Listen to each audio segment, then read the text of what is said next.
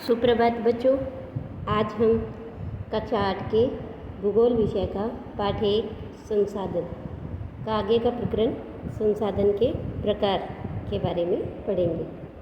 तो देखिए बच्चों, इससे पहले हमने ये पढ़ा था कि प्रत्येक वस्तु जिसका उपयोग हम अपनी ज़रूरतों को पूरा करने के लिए करते हैं वो संसाधन कहलाती है।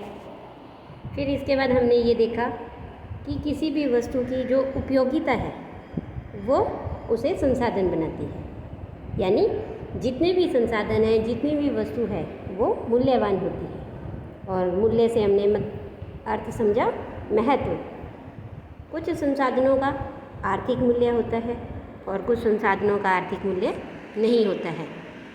इसके अलावा हमने देखा कि जैसे दादी माँ के जो घरेलू नुस्खे होते हैं उनका कोई भी आर्थिक मूल्य नहीं होता है, लेकिन अगर उन्हीं घरेलू नुस्खों का पेटेंट करके और फिर वो किसी कंपनी के द्वारा बेचे जाते हैं या किसी मेडिकल फर्म के द्वारा वो बेचे जाए तो वो आर्थिक रूप से मूल्यवान हो सकते हैं। इसके बाद हमने ये देखा कि समय और टेक्नोलॉजी यानी प्रौद्योगिकी, ये ऐसे दो महत्वपूर्ण कारक हैं जो किसी भी वस्तु को संसाधन में बदल देते हैं। और मनुष्य खुद भी एक संसाधन है, क्योंकि मनुष्य अपने ज्ञान से, अपने विचारों से, अपनी आविष्कार से और अपनी खोज से ही किसी वस्तु को संसाधन बनाता है। तो आज हम पढ़ेंगे संसाधन के प्रकार कि सामान्यतः संसाधनों को 3 भागों में बांटा गया है: प्राकृतिक संसाधन, मानव निर्मित संसाधन और स्वयं मानव। तो सबसे पहले हम पढ़ेंगे प्राकृतिक संसाधन। प्राकृतिक संसाधन हम किसे कहेंगे कि जो संसाधन प्रकृति से प्राप्त होते हैं और अधिक संशोधन के बिना उपयोग में लाए जाते हैं, उन्हें हम प्राकृतिक संसाधन कहते हैं। यानी जो वस्तु हमें प्रकृति से सीधे ही प्राप्त हुई और हमने उसमें कोई भी परिवर्तन नहीं किया, कोई भी संशोधन नहीं किया, तो उसे हम प्राकृतिक संसाधन कहते हैं। जैसे कि वायु, जिसमें हम सांस लेते हैं, तो इसमें हम कोई भी परिवर्तन नहीं करते। ऐसे ही हमारी नदियों और झीलों का जल, मृदा यानी मिट्टी और खनिज, ये सभी प्राकृतिक संसाधन हैं। इन संसाधनों में से बहुत से प्रकृति के निःशुल्क उपहार हैं और सीधे ही उपयोग में लाए जा सकते हैं। कुछ परिस्थितियों में प्राकृतिक संसाधन का सबसे अच्छी तरह से उपयोग करने के लिए औजारों और प्रौद्योगिकी की आवश्यकता होती है। फिर हम इन्हीं प्राकृतिक संसाधनों को 2 भागों में बांटेंगे। तो सबसे पहले नवीकरणीय और दूसरा भाग है उसका अनवीकरणीय। तो प्राकृतिक संसाधनों को विस्तृत रूप से नवीकरणीय और अनवीकरणीय संसाधनों में विभाजित किया जा सकता है। तो नवीकरणीय संसाधन किसे कहते हैं? नवीकरणीय संसाधन वे संसाधन हैं जो शीघ्रता से नवीकृत अथवा पुनः पूरित हो जाते हैं, यानी हम जिन्हें दोबारा बना सकते हैं। और इनमें से कुछ असीमित होते हैं, यानी उनकी काफ़ी मात्रा होती है, वो कभी समाप्त नहीं होते। उन पर मानवीय क्रियाओं का प्रभाव नहीं होता है, जैसे कि सौर ऊर्जा और पवन ऊर्जा। लेकिन फिर भी कुछ नवीकरणीय संसाधनों जैसे जल, मृदा और वन, इनका लापरवाही से किया गया उपयोग उनके भंडार को प्रभावित करता है। जैसे हम देख रहे हैं कि जल वैसे असीमित है, नवीकरणीय साधन है, लेकिन इनका उपयोग मनुष्य है वो लापरवाही से कर रहा है और इससे इनके भंडार पर असर हो सकता है। जल असीमित नवीकरणीय संसाधन प्रतीत होता है, फिर भी जो जल की कमी है और उसके प्राकृतिक जल स्रोत हैं, इनका सूखना आज विश्व के बहुत से भागों में एक बड़ी समस्या है। अब इसके बाद इसका दूसरा भाग है अनवीकरणीय संसाधन। अनवीकरणीय संसाधन वे संसाधन हैं जिनका भंडार सीमित है। भंडार के एक बार समाप्त होने के बाद उनके नवीकृत या उन्हें पुनः पूरित होने में हजारों वर्ष लग जाते हैं, और ये हजारों वर्ष की जो अवधि है वो मानव जीवन की अवधि से बहुत अधिक है। तो जैसे कि इस प्रकार के जो संसाधन होंगे वो अनवीकरणीय कहलाते हैं। कोयला, पेट्रोलियम और प्राकृतिक गैस इसके कुछ उदाहरण हैं। अब देखिए कि जो संसाधन का भंडार हमने पढ़ा, तो भंडार से यहाँ तात्पर्य है कि उपयोग के लिए जो संसाधन की उपलब्ध मात्रा है कि वो संसाधन इस पृथ्वी पर कितने हैं, उसे हमने भंडार कहा है, उसकी मात्रा को। तो इसके बाद देखिए कि प्राकृतिक संसाधनों का जो वितरण है वो भूभाग, जलवायु और ऊंचाई जैसे अनेक भौतिक कारकों पर निर्भर करता है। पृथ्वी पर इन कारकों में विभिन्नता होने के कारण संसाधनों का वितरण है वो असमान है। कहीं है कुछ साधन अधिक हैं और कहीं कुछ साधन हैं वो कम हैं। इसके बाद कि कुछ नवीकरणीय संसाधनों के बारे में सोचिए और बताइए कि किस प्रकार संसाधनों का अधिक उपयोग उनके भंडार को प्रभावित करता है। तो देखिए कि हमने सबसे पहले ये देखा कि नवीकरणीय संसाधन वे संसाधन हैं जो शीघ्रता से नवीकृत हो सकते हैं, यानी हम उन्हें दोबारा पूरे कर सकते हैं। और कुछ नवीकरणीय संसाधन है वो असीमित हैं, जैसे पवन ऊर्जा है, सौर ऊर्जा है, सूर्य की जो ऊर्जा है वो कभी भी ख़त्म नहीं हो सकती और उन्हें हम शीघ्र ही पूरित कर लेते हैं। तो इन पर जो मानवीय उपयोग का है वो प्रभाव नहीं पड़ता है, किंतु कुछ ऐसे नवीकरणीय संसाधन हैं जो असीमित होते हैं, जैसे कि जल है, परंतु अगर इसका हम अत्यधिक उपयोग करते हैं बिना सोचे समझे तो इसमें कमी होने लगती है। और आजकल देश के कई शहरों में पानी की समस्या है वो उत्पन्न हो गई है। तो इस तरह से इनके भंडारण पर प्रभाव पड़ता है। इसके बाद मानव निर्मित संसाधन का जो दूसरा प्रकार है उसके बारे में हम पढ़ेंगे कि कभी कभी प्राकृतिक पदार्थ तब संसाधन बन जाते हैं जब उनका मूल रूप बदल दिया जाता है, जैसे कि लौह अयस्क। उस समय तक वो संसाधन नहीं था जब तक लोगों ने उसे लोहा बनाना नहीं सीखा था। जैसे ही लोगों ने लोहा बनाने सीख लिया तो जो लौह अयस्क है वो क्या एक संसाधन बन गया। तो लोग प्राकृतिक संसाधनों का उपयोग पुल, सड़क, मशीन और वाहन बनाने में करते हैं, जो कि मानव निर्मित संसाधन के नाम से जाने जाते हैं। जैसे कि आपने देखा है कि अगर पुल बन रही है, सड़क बना रहे हैं, मशीनें बन रही है, कोई भी वाहन है, कार, बस आदि, तो इनके बनाने में प्राकृतिक संसाधनों का उपयोग होता है। और इन्हीं प्राकृतिक संसाधनों का जब रूप बदल दिया जाता है तो वो क्या कहलाते हैं, मानव निर्मित संसाधन। और ऐसे ही प्रौद्योगिकी भी एक मानव निर्मित संसाधन है। इसीलिए हम जैसे लोग प्राकृतिक संसाधनों का उपयोग करके मानव निर्मित संसाधन बनाते हैं, मोना ने समझाते हुए कहा। और राजू ने स्वीकृति में सिर हिलाया और बोले हाँ।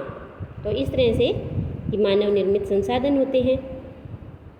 ये देखिए कि यहाँ कुछ प्रश्न हैं कि 5 मानव निर्मित संसाधनों की सूची बनाइए और जिन्हें आप अपने चारों ओर देख सकते हैं।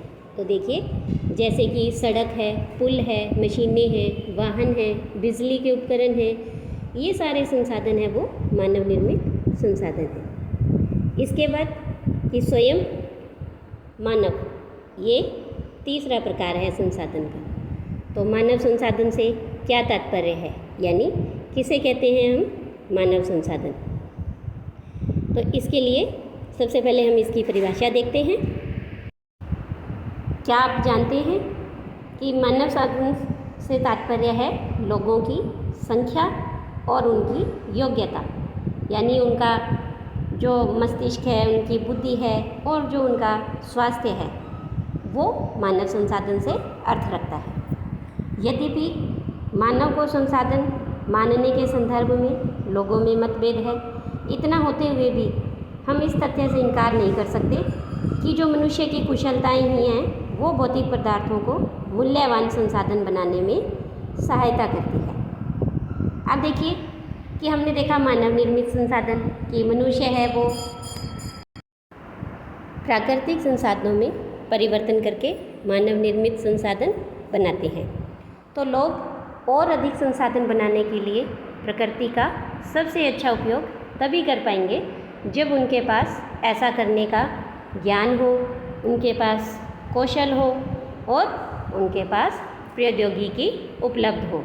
इसीलिए मनुष्य एक विशेष प्रकार का संसाधन है। अतः लोग मानव संसाधन हैं और ये कब संभव होगा? जब उनके पास शिक्षा हो, स्वास्थ्य हो। तो शिक्षा और स्वास्थ्य ये लोगों को बहुमूल्य संसाधन बनाने में मदद करते हैं और अधिक संसाधनों के निर्माण में समर्थ होने के लिए लोगों के कौशल में सुधार करना ही मानव संसाधन विकास कहलाता है। यानी जैसे हम कोई देश है, वो अपने लोगों को अच्छी शिक्षा देता है, अच्छा स्वास्थ्य देता है, तब उनसे क्या है कि उनका मानव संसाधन है वो विकसित होते हैं। जैसे उदाहरण के लिए हम देख सकते हैं कि जो जापान है, उसके पास कोई भी प्राकृतिक संसाधन नहीं थे, तो जापान ने क्या किया, अपने देश के लोगों को, अपनी आबादी को शिक्षित करना शुरू किया, उन्हें अच्छी स्वास्थ्य सुविधाएं उपलब्ध कराई, जिससे उनमें बुद्धि का, ज्ञान का, कौशल का विकास हुआ और उन्होंने नई नई टेक्नोलॉजी निकाली और उनकी टेक्नोलॉजी है वो पूरे विश्व में प्रसिद्ध है और उन्होंने इस टेक्नोलॉजी से काफ़ी धन है वो अर्जित किया। तो इस तरह से उन्होंने अपने देश का विकास किया। तो जो मनुष्य है वो क्या है कि एक दूसरे पर निर्भर करते हैं। कैसे करते हैं? ये देखिए कि जैसे एक वैज्ञानिक है, वो यहाँ ये पढ़ रही है कि सूखे के कारण फसलों का विनाश, क्या मैं इसका समाधान निकाल सकती हूँ? तो उन्होंने कहा हाँ, क्यों नहीं। और उन्होंने अपने ज्ञान का उपयोग किया और इस समस्या का हल खोजा। तो यह सब किस कारण संभव हुआ? इनके ज्ञान, शिक्षा और कौशल के कारण, और ये संभव हुआ और ये इस समस्या का समाधान है निकाल पाए। तो इस तरह से जो मनुष्य है वो एक दूसरे पर निर्भर रहते हैं। किसान हैं वो सभी के लिए अन्न उपजाते हैं और खेती से जुड़ी हुई जितनी भी समस्याएं हैं या अन्न का उत्पादन कैसे बढ़ाना है, इसके उपाय हैं वो वैज्ञानिक खोजते हैं। तो इस तरह से जो मनुष्य है वो एक दूसरे पर निर्भर रहते हैं। इसके बाद देखिए आगे है संसाधन संरक्षण, कि इन संसाधनों का हम संरक्षण कैसे कर सकते हैं। अब देखिए कि मोना है वो यहाँ पर सो रही है और मोना ने एक बुरा सपना देखा। उसने देखा कि पृथ्वी पर सारा जल सूख गया है, सारे पेड़ हैं वो कट गए हैं, वहाँ पर ना तो छाया थी ना ही खाने पीने के लिए कुछ भी था। तो लोग परेशान हो रहे थे और चारों तरफ भोजन और छाया की तलाश में निराश घूम रहे थे। तो उसने अपनी माँ को सपने के बारे में बताया और उसने पूछा, अम्मा क्या यह सच में हो सकता है कि इस पृथ्वी पर पेड़ ना हो, छाया ना हो, जल ना हो, भोजन ना हो? तब माँ ने क्या कहा? अम्मा ने उत्तर दिया, हाँ, यदि हम नवीकरणीय संसाधनों के प्रति सतर्क नहीं रहते हैं तो वे बहुत ही दुर्लभ हो सकते हैं और अनवीकरणीय संसाधन वो निश्चय ही समाप्त हो सकते हैं। क्योंकि हमने पढ़ा कि अनवीकरणीय का मतलब कि उनकी मात्रा है वो सीमित है। तब राजू ने पूछा, हम इसके लिए क्या कर सकते हैं? तो अम्मा ने उत्तर दिया कि बहुत कुछ, हम बहुत कुछ कर सकते हैं। आप अपने दोस्तों से बात क्यों नहीं करते हैं? संसाधनों का सतर्कतापूर्वक उपयोग करना और उन्हें नवीकरण के लिए समय देना ही संसाधन संरक्षण कहलाता है। संसाधनों का उपयोग करने की आवश्यकता और भविष्य के लिए उनके संरक्षण में संतुलन बनाए रखना ही सतत पोषणीय विकास कहलाता है। तो अब देखिए कि सतत पोषणीय विकास किसे कहते हैं? कि कोई भी संसाधन है उसका उपयोग हम सावधानीपूर्वक करें। हमारे लिए तो करें ही, वर्तमान पीढ़ी के लिए तो करें ही, उसके साथ साथ जो आने वाली पीढ़ी है, भावी पीढ़ी है, उसकी आवश्यकताएं भी पूरी होती रहे, वही क्या कहलाएगा? सतत पोषणीय विकास। तो इन संसाधनों के संरक्षण के कई तरीके हैं। प्रत्येक व्यक्ति उपभोग को कम करके वस्तुओं के पुनः चक्रण और पुनः उपयोग द्वारा योगदान दे सकता है। अंततः यह एक विभिन्नता बनाता है क्योंकि सभी जीवन एक दूसरे से जुड़े हुए हैं। उसी शाम बच्चों और उनके मित्रों ने पुराने समाचार पत्रों, व्यर्थ वस्त्रों और बांस की डंडियों से लिफाफे और ख़रीदारी के लिए थैले बनाए। मोना ने कहा, हम इन वस्तुओं में से कुछ वस्तुएं उन परिवारों को देंगे जिन्हें हम जानते हैं। तो मुस्तफ़ा ने कहा, अपने संसाधनों को बचाना और अपनी पृथ्वी को सजीव रखना यह एक बहुत अच्छा कार्य है। जैसी ने कहा, मैं बहुत ही सतर्क रहूँगी, सावधान रहूँगी कि कागज़ है वो व्यर्थ ना हो। उसने स्पष्ट किया और कागज़ बनाने के लिए बहुत से पेड़ों को काट दिया जाता है। तो इस तरह से उसने कहा कि मैं अब कभी भी कागज़ है वो व्यर्थ नहीं करूँगी और इसके लिए सतर्क रहूँगी ताकि पेड़ों को कम काटना पड़े।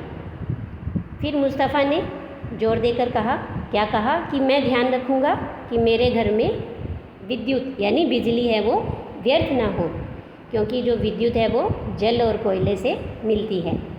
तो मैं विश्वास दिलाती हूँ कि घर में जल बेकार नहीं होगा। जल की एक एक बूंद मूल्यवान है, आशा ने कहा। तो बच्चों ने कहा, हम सब मिलकर अंतर ला सकते हैं। यह कुछ कार्य जो मोना, राजू और उसके मित्रों ने किए, आपका क्या विचार है? आप संसाधन संरक्षण में कैसे मदद कर सकते हैं? तो देखिए कि हम भी बिल्कुल मोना, राजू और उसके मित्रों की तरह कर सकते हैं। हमारे घर में, हमारी कक्षा में अगर बिजली या पंखा व्यर्थ में चल रहा है तो हम उसे बंद कर सकते हैं। किसी नल से पानी टपक रहा है या नल खुला है तो उसे हम बंद कर सकते हैं। तो इस तरह से हम भी हमारे संसाधनों का संरक्षण कर सकते हैं। हमारी पृथ्वी और इस पर निवास करने वाले लोगों का भविष्य पेड़ पौधों और परितंत्र की सुरक्षा और संरक्षण से जुड़ा है। अब यह सुनिश्चित करना हमारा कर्तव्य हो जाता है कि सभी नवीकरणीय संसाधनों के उपयोग सतत पोषणीय हों, यानी जितने भी नवीकरणीय संसाधन हैं उनका उपयोग वर्तमान पीढ़ी के साथ साथ आने वाली पीढ़ी भी कर सके, इसका हमें ध्यान रखना होगा। इसके अलावा कि पृथ्वी पर जीवन की जो विविधता है उनका भी संरक्षण किया जाए। प्राकृतिक पर्यावरणीय तंत्र की हानि को कम से कम किया जाए। ये देखिए कि यहाँ सतत पोषणीय विकास के कुछ सिद्धांत दिए हुए हैं कि विकास कैसे हो सकता है। तो इसके लिए देखिए कि जीवन के सभी रूपों का हमें आदर करना होगा और उसकी देखभाल करनी होगी। मानव जीवन की गुणवत्ता को बढ़ाना होगा, पृथ्वी की जीवन शक्ति और विविधता का संरक्षण करना होगा, प्राकृतिक संसाधनों के नुकसान को कम से कम करना होगा और पर्यावरण के प्रति व्यक्तिगत जो हमारा व्यवहार है उसमें हमें परिवर्तन करना होगा। हमारा समाज और हमारा समुदाय वो पर्यावरण की देखभाल करने योग्य बने, इसके लिए हमें प्रयास करना होगा। तो इस तरह से हम सतत पोषण कर सकते हैं। तो इस तरह से हमने इस पाठ में ये देखा, संसाधन जो वस्तु हमारे काम में आती है, हमारी ज़रूरत को पूरा करती है, उसे हम संसाधन कहते हैं। संसाधनों को हमने 3 भागों में बांटा, प्राकृतिक संसाधन, मानव निर्मित और मानव स्वयं। प्राकृतिक संसाधन के आगे हमने 2 भाग पढ़े, नवीकरणीय और अनवीकरणीय। नवीकरणीय संसाधन वो थे जो असीमित हैं और अनवीकरणीय संसाधन सीमित संसाधन होते हैं। आज के लिए इतना ही, धन्यवाद।